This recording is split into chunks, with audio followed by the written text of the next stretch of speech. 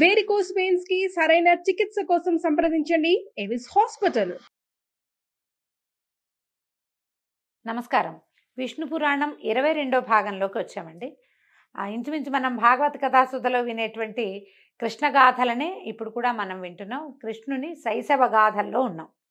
అయితే గోపకాంతల ఇళ్లలోకి వెళ్ళి పాలు పెరుగు వెన్న ముచ్చిలించి దొంగిలించి తిని పారేసి అల్లరి చేస్తున్నటువంటి కృష్ణ గాథలని గోపకాంతలు వచ్చి యశోదాదేవికి చెప్తే, నువ్వు ఇళ్లలో ఇంట్లో ఉన్నట్టే ఉంటావు, ఎప్పుడు ఇలాంటి దుందుడుకు పనులు చేస్తున్నావు, మన ఇంటికి లేదా పోదా, ఎందుకు ఇతరుల ఇళ్లలోకి వెళ్తావని ఆవిడేం చేసిందట, ఒక తాడుతోటి కవ్వపు తాడుతోటి ఈ పెంకెగా ఉన్న కుమారుణ్ణి నడుం చుట్టి కొన ఒక రోలు కట్టి ఇక్కడే ఉండు అని పిల్లవాడిని ఇంట్లో కూర్చోబెట్టుకుని ఆవిడ లోపలికి వెళ్ళిపోయిందట వేరే పని చేసుకోవటానికి. ఈ కృష్ణుడు అదురుతూ బెదురుతూ తల్లిని మిగిలిన యాదవ పడుచుల్ని చూస్తూ తల్లి కొడుతుందేమో అన్నట్టుగా నటిస్తూ అందరూ చూస్తూ ఉండగానే ఆ రోలు ఈడ్చుకు వెళ్ళి ఇంటికి ఎదురుగా కొంత దూరాన ఉన్న ఒక జంట మద్ది చెట్ల దగ్గర మధ్యలో ఇంచి వెళ్ళాడట.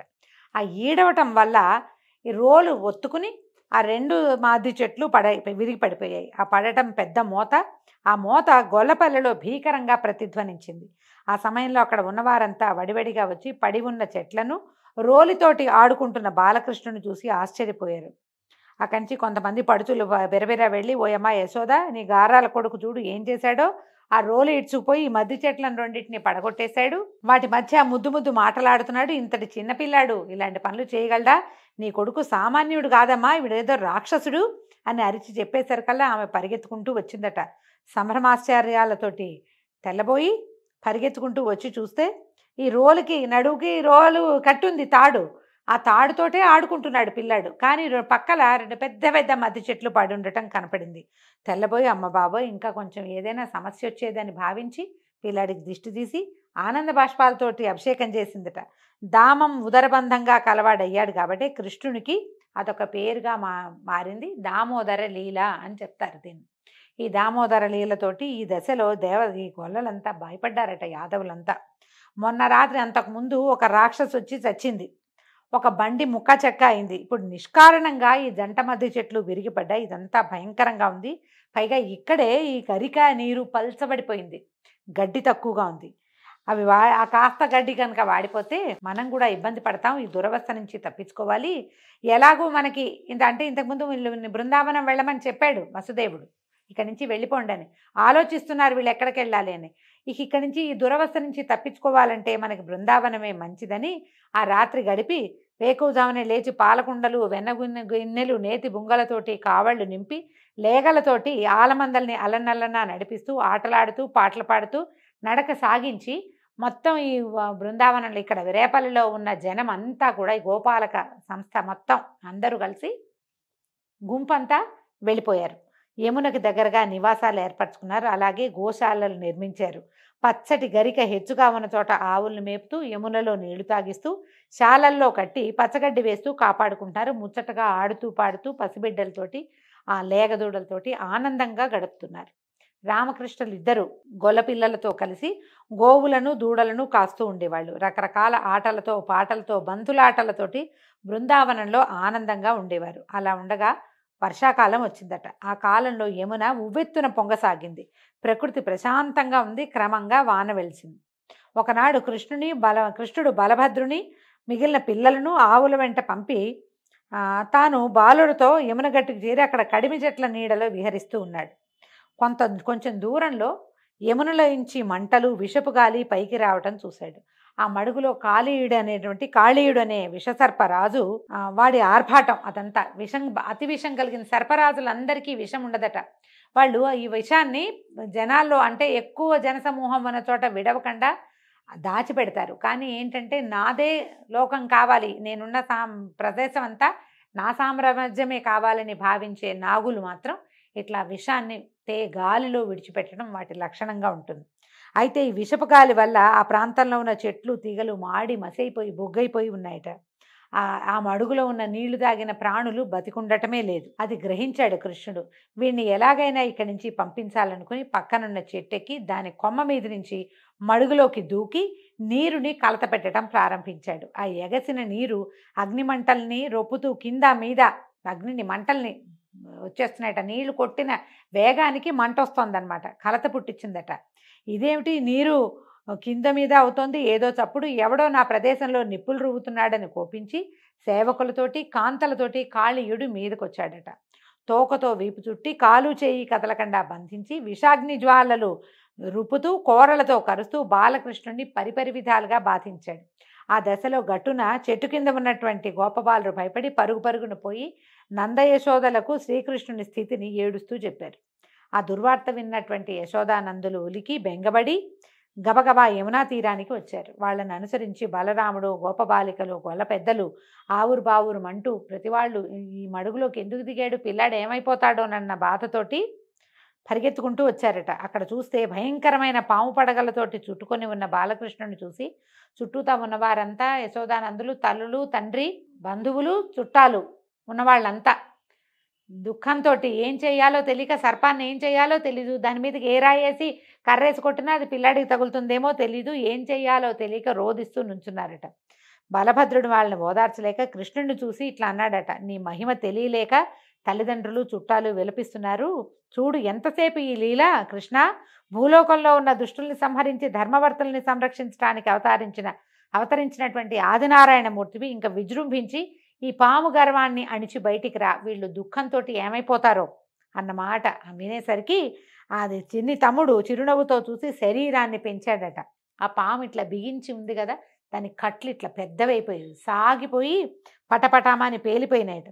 వెంటనే కృష్ణుడు కాళీయుని తలల మీదకి ఎగిరి కాళ్లతో చిత్ర విచిత్ర గతులతోటి నాట్యం చేయటం ప్రారంభించాడు. 2 చేతులతోటి 2 తలలు పట్టి నడిమి తలపై నిలిచి పాదఘటనలతో పగిలేటట్టుగా తంతున్నాడట. తల పగిలి నెత్తురు కారుతూ బలహీనుడైన కాళీయుడు ఒకంత వెలితిగా అయిపోయాడు. ఏదో భయం వేసేసింది. అప్పటిదాకా ఏదో చేస్తున్నాడు, గట్టిగా బిగించి తోకతో కొట్టడానికి, కూరలతో కరవడానికి ప్రయత్నం చేస్తున్నాడు. ఎప్పుడైతే ఈ తలలు చితకొట్టబడుతున్నాయి, శరీరం సాగిపోతోంది అన్ని పక్కల నుంచి. దాంతో శక్తిహీనుడై వంగి లొంగి ఉన్న భర్తను చూసినటువంటి వాడి భార్యలు వాడిపోయిన మొహాలతోటి నాగకాంతలిద్దరు ముగ్గురు వచ్చి కృష్ణుని బతిమలాడుకున్నారట. దేవాధిదేవ వాసుదేవ దేవకీనందన సకలలోక జగ రక్ష దక్ష రక్షించు దేవా, లోకాలన్నీ ఆశ్రయించి ఉన్న నీ పాదాల బరువును అల్పబలుడైన ఈ నాగరాజు మోయగలడా? నువ్వు గజరాజువి, మా భర్త దోమగా ఉన్నాడు, మా మనవి మన్నించు, వాడి తప్పు క్షమించు, మాకు పతిభిక్ష అనుగ్రహించు అని దీనస్వరంతో ప్రార్థించేసరికి కరుణించి కృష్ణుడు కాళీయుని తోకలు వదిలిపెట్టాడట. కిందకి అడుగేశాడు. అప్పుడు నెత్తురు కక్కుతున్న నోటితోటి కళ్ళు మూసుకుపోయి ఆ కళ్ళకు కనపడకుండా కళ్ళకి పొరలు కమ్మిపోయి బొంగురు గొంతుకుతోటున్న కాళీయుడన్నాడు, పద్మదళాక్ష, ఆనాడు నీ ఆజ్ఞని తలదాల్చి సముద్రంలోంచి నా భార్యలతో సహా వచ్చి నేను ఇక్కడ ఉన్నాను. నా వల్ల కలిగిన తప్పేముంది? కాగా నా జాతి పాపజాతి, నువ్వు నన్ను నా జాతిలో పుట్టించావు, నా జాతిని ప్రవృత్తిని అనుసరించి కదా నేను ప్రవర్తించేది, నా తప్పేముంది? సరే ఏదో ఒకటి అయ్యింది, ఇప్పుడు నన్ను ఏం చేయమంటావో ఆజ్ఞాపించమంటే కాళీయుని మాటలకు కరుణించిన కృష్ణుడు, నువ్వు ఇంక ఇక్కడ ఉండద్దు, ఈ ప్రాంతం నుంచి నీ వాళ్ళందరినీ వెంబడబెట్టుకుని సముద్రానికే పో, నీ పడగ మీద నా పాద చిహ్నాలు చూసినటువంటి గరుడు నిన్ను బాధించడు అని అనగా కాళీయుడు తన వారందరినీ తనతో ఉంచుకుని మడుగులోంచి బయలువెడలి సముద్రానికి చేరి దాంట్లోకి ప్రవేశించాడట. తర్వాత కృష్ణుడు ఆ మడుగులోంచి గట్టు మీదకి రాగా గోపికలు గోపకులు పరమానందంతో కరతాళ ధ్వనులు చేస్తూ కౌగలించుకున్నారు. యశోదానందులు పిల్లవాడిని కావలించుకుని వాడి శిరస్సు మూరుకొని వీపు నిమిరి ముద్దులు పెట్టుకుంటూ ఆనందంగా సంతోషంగా పిల్లవాడిని ఎత్తుకుని గోకులంలోకి వెళ్ళిపోయారు. శ్రీకృష్ణుని సాహస కృత్యాన్ని ప్రస్తుతిస్తూ అందరూ గోకులంలోకి వెళ్ళారట. ఇలాగా రామకృష్ణులు గోపబాలుడితో కలిసి వింత వింత పనులతో వాళ్ళని వినోదింపజేస్తూ బాల్య చేష్టలతోటి ప్రవర్తిస్తూ గోపాలకురుగా ఉన్నారు. అయితే ఒకసారి గోపబాలుడితో కలిసి ఆలమందల వెంట వెళ్ళి ఒక తాటివనానికి చేరారట. ఈ తాళవనం కథ మనం భాగవత కథాసుధలో కూడా చాలా విశేషంగా వినపడుతుంది. విష్ణు పురాణంలో కూడా అదే విశేషంగా చెప్పబడింది. పశువులను మేతకు విడిచి తాము తాటి చెట్ల కింద కూర్చున్నారు. ఒకంతసేపటికి కొంతమంది పెద్ద పిల్లలు వచ్చారు. గోపబాలుర్లలో పెద్దవాళ్ళు వచ్చి, మనం ఇక్కడ ఉండద్దు, ఈ తాటి తోటలో ధేనుకుడు మొదలైన రాక్షసులు ఉన్నారని పెద్దవాళ్ళు చెప్తారు, ఇంకో చోటుకి పోదాము, ఈ తాటితోపులో వద్దు, ఇక్కడ ధేనుకాసురుడు ఉన్నాడట అనేసరికల్ రామకృష్ణులు బెదరకండి, ఇక్కడ రాక్షసులు ఉంటే వాళ్ళని హతమార్చి ఈ తాటితోపులోకి అందరూ ప్రవేశించేలాగా చేద్దాం, ఎంత రుచికరమైన తాటిపళ్ళ వాసన వస్తుంది, మనని వీటి నుంచి చెడగొడితే ఎట్లా?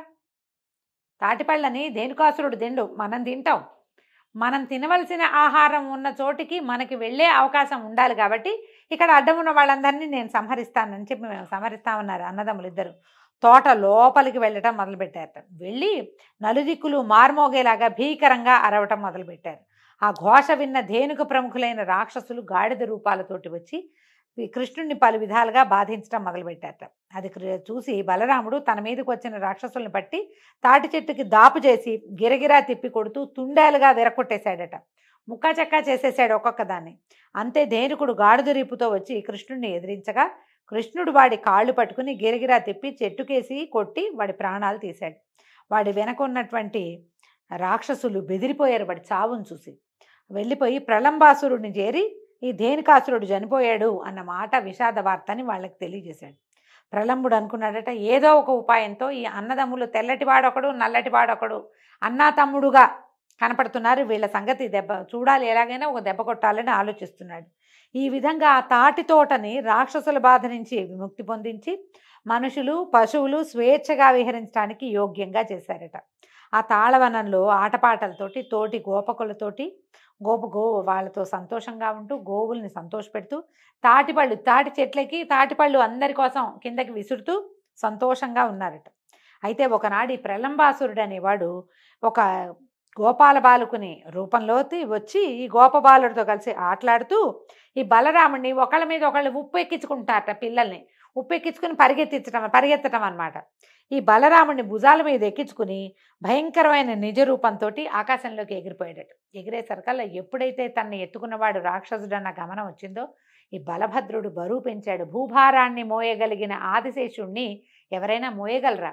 ఆయన తన బరువు పెంచేసరికల్లా ఈ ప్రళంబాసుడు దాబ్బుమని కింద పడబోయేసరికల్లా కృష్ణుడు కనుసొంగ చేయగా ఈ ప్రళంబాసుడిని జుట్టు పట్టుకుని ఊపి కింద పడేశాడట. కాలుతో గుండె నదివి పిడికిటి పోట్లతోటి తల చితకొట్టేశాడు.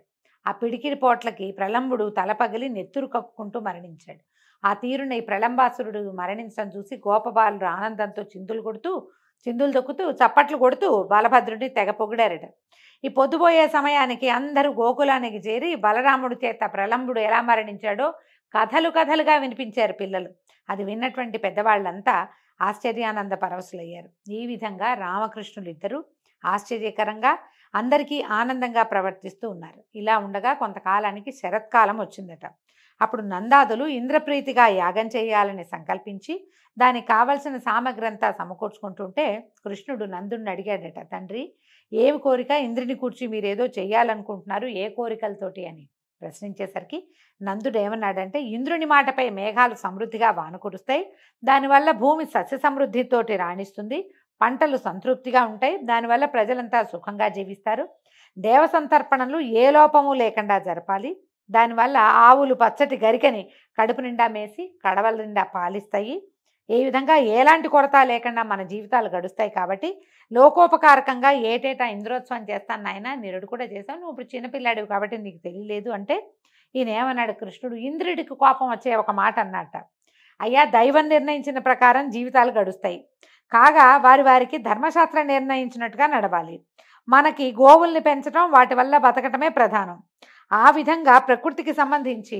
పర్వతాలే మనకి దైవాలు, ఇల్లు వాకిలి విడిచి పక్షుల్లాగా అడవుల్లో తిరుగుతూ బతికే మనకి పర్వతమే పరమదైవతం, కొండలు దుర్జనులను మృగ రూపాలు ధరించి శిక్షిస్తాయి, సజ్జల్ని రక్షిస్తాయి, కాబట్టి పర్వతాలకి గోవులకి ప్రియంగా మనం యజ్ఞాలకి చేయటం మంచిది, ఇంద్రుడితో మనకేం పని, మన కొండ సురక్షితంగా ఉన్నంతకాలం మనకి ఏ సమస్య లేదు, మనం ఇంద్రుడికి ఏమీ చేయక్కర్లేదు, బ్రాహ్మణులు మంత్రాలు జపించాలి, కర్షకులు నాగల్ని పూజించాలి, గోపాలకులు గోవులని కొండలని పూజించాలి, అడవుల్లో నివసించే ఆలమందలను గోవర్ధన పర్వత ప్రాంతానికి తోలుకు వెళ్ళి ఆ పర్వతానికి ఉత్సవం చేసి బహువిధాలైన పూజలతో జాతర చేసి ఆగమ పద్ధతిని హోమం చేసి బ్రాహ్మణులకి పాయసము అప్పాలు కూరలు కలిపిన అన్నంపు విందు జరిపిద్దాం, వాళ్ళ భోజనం అయిన తర్వాత గంధ పుష్పాక్షలతోటి అలంకరించిన ఆవులతోటి గిరి ప్రదక్షిణం చేస్తే మనకి మంచి జరుగుతుంది అని చెప్పేసరికల్లా ఈ వివరానికి సంతోషించినటువంటి నందుడు గోపాలకులందరికీ చెప్పాడు. సరే అందరూ ఒప్పుకున్నారు. కృష్ణుడు చెప్పిన విధంగా గోవర్ధన గిరికి సంబంధించిన యజ్ఞాన్ని నిర్విఘ్నంగా చేశారు. తర్వాత గోవులతో వృషభాలతో కలిసి ఆటలాడుతూ పాటలు పాడుతూ చప్పట్లు తరుస్తూ గిరి ప్రదక్షిణం చేశారట. అప్పుడు ఈయన ఏం చేశాడట కృష్ణుడు, ఆ కొండ శిఖరాన తన రూపం అందరికీ కనిపించేలాగా చేసి క్షేమంకరంగా ఫలితాలు ఇచ్చాడు. అందరితో కలిసి గోకులానికి కూడా వచ్చేసాడు. వీళ్ళ గోవర్ధనగిరి పూజ విధానం పూర్తయ్యాక ఇంద్రుడు నందుడు చేసిన అపరాధానికి కోపించి ప్రతిక్రియ చేయాలని సంకల్పం చేసి మేఘగణంలో సంవర్తక మేఘాన్ని రప్పించి వెళ్ళు, బృందావనం పక్కనున్న గోకులంలో అందరికీ అపాయకరంగా ఎడతెరిపి లేని రాళ్లవానని కురిపించమని పంపించాడు. ఆ మేఘం తన గణంతో కదిలి గోకులంపై శిలావర్షం కురియటం ప్రారంభించింది. మెరుపులు, ఉరుములు, పిడుగులు దశ దిశలా వ్యాపించాయి. ఆ దాడికి గోకులం అవాచ్యమైన బాధకి గురికాగా కృష్ణుడు నందాదులకి ధైర్యం కలిగించి తనకు చేసే యజ్ఞం చేయలేదని ఇంద్రుడు చేసిన చెడ్డ పనిది, భయపడకండి అంటూ అందరూ పోయేలాగా ముచ్చటగా మాట్లాడుతూ గోవర్ధగిరిని అవలీలగా మీదకి ఎత్తి గొడుగులాగా పట్టుకున్నాడట. అదే ఎడమ చేతిలో అవలీలగా అనాయాసంగా ఎడమ తాటాకు గొడుగులాగా ఆ కొండ ఉండగా గోపాలకులు గోవులు కూడా దాని కింద ఏ చీకు చింత లేకుండా హాయిగా ఉన్నారు. ఆ విధంగా 7 దినాలు ఏకధారగా సంవర్తక మేఘం కురిసినటువంటి వడగళ్ల వాన ఏమీ చేయలేకపోవటం చూసి సిగ్గుపడ్డాడట ఇంద్రుడు. చింత కలిగిన మనసు కలిగిన వాడై మేఘాలని వెనక్కి తప్పించాడు. చూశాడు కృష్ణుడు మేఘాలు వెళ్ళిపోయినాయి వెనక్కి, వాన తగ్గిపోయిందని. అందరినీ బయటికి పంపించి కొండని మెల్లిమెల్లిగా మళ్ళీ కిందకి దింపేశాడు. ఇంద్రుడికి కృష్ణుని యొక్క ఈ క్రియ అర్థమైంది. మనసు మారింది. కృష్ణ దర్శనానికి ఆనందంగా ఐరావతారుడై వచ్చి దర్శించాడు.